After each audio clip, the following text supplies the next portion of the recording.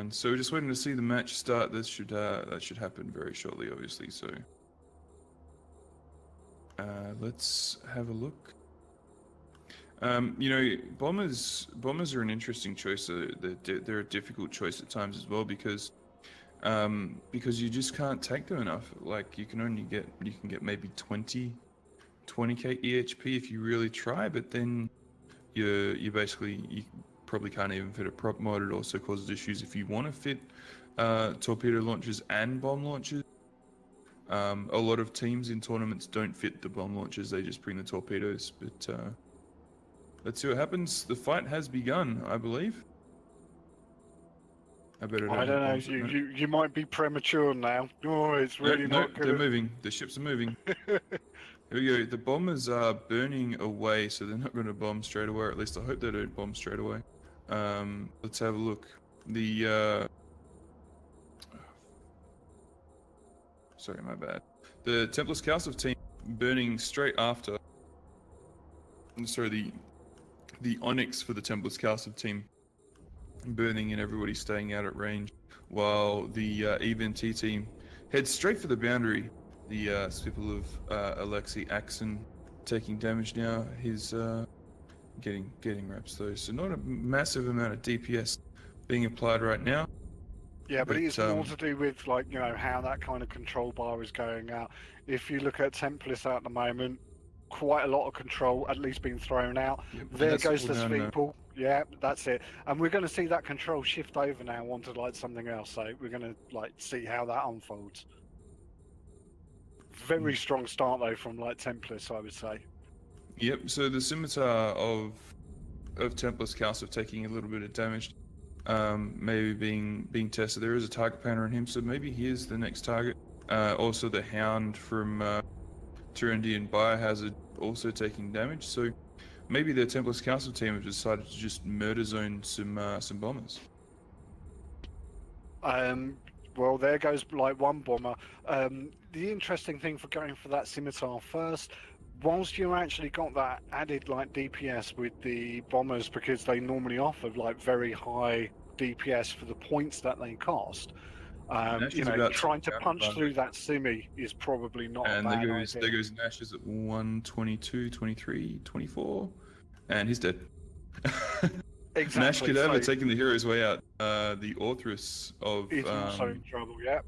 The Orthrus is also in trouble. This is not looking good for the EVNT team. They are just getting picked apart. That's the Orthrus down. And we're looking at also the scimitar from the Templis CALSF team now taking damage. He's using his ASB to great effect. There's also shield rep drone, but that boundary violation probably isn't great. It almost looks like Savoy in the scimitar for Templis almost looked a little bit like bait tanking there at points. Because there was letting that shield go right the way down, and then kind of applying. So it's you'd then see I would say that he was probably in an ASB reload cycle. No, I don't think he'd much damage, but enough. I mean, he'll be fine. See, bang, straight up. Yeah, that's definitely ASB. So. The EVNT team's Bay RJ and a Slipnir also taking shield damage now. The scimitar for the EVNT team is still up, so he does have a bit of new pressure on him, but yeah, but this is really down to Templis now. They've got complete control over this, so it's just going to be a case of how they pick apart the rest of the EVNT team, and equally, just make sure that they don't make any kind of mistakes. Yeah, Bay RJ, there he goes. Yep, and he's down, so they'll probably.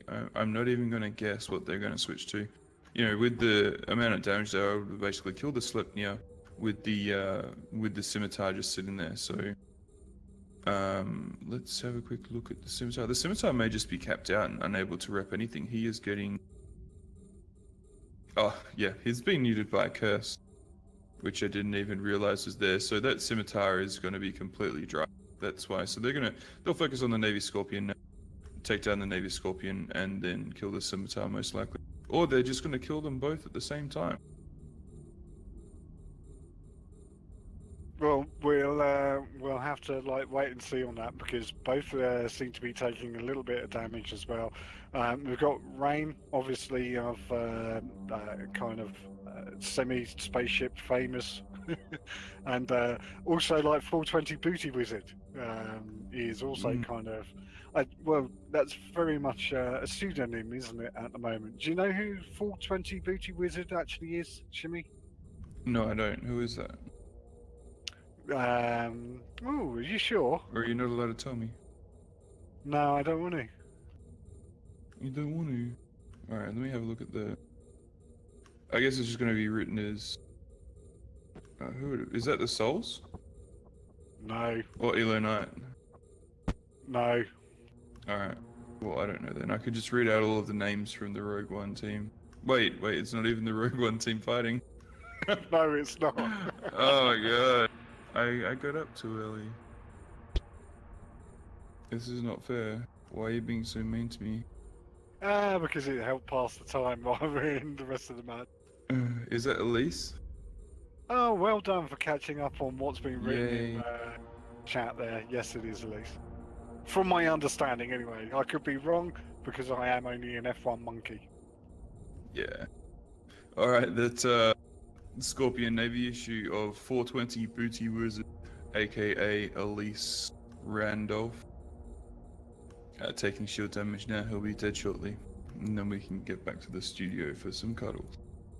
Yeah, that's a safe space, yeah? I can go put my blanket on and cry in the corner. Alright, there he goes, into structure. A extremely convincing win from That was great win from Templis. From I the mean, Templis like, CALSF team. seriously solid, yeah. absolutely obliterating the Event team. It's going to be really interesting to see them fighting later on against the other team, I guess.